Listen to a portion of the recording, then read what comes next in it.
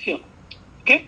So I connected 3 resistance and I'll change the resistance value again to 0.5 ohm, 0.5 kilo ohm, and this one also to 0.5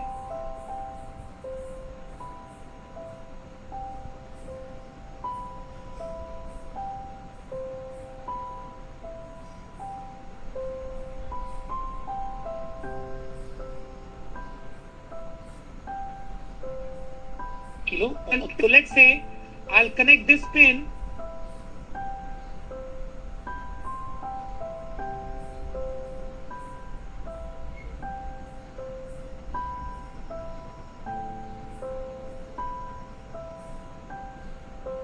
to then this pin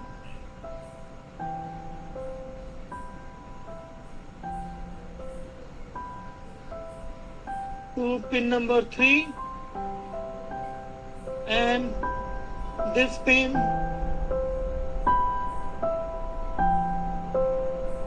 to 4.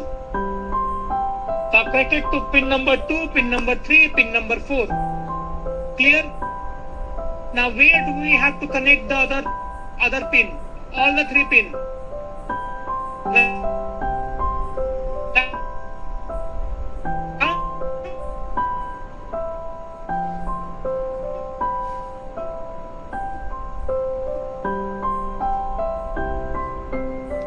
So now what I will do, I'll connect this pin here, this pin here, this pin here. That's it. This is the connection that you need to do for the circuit.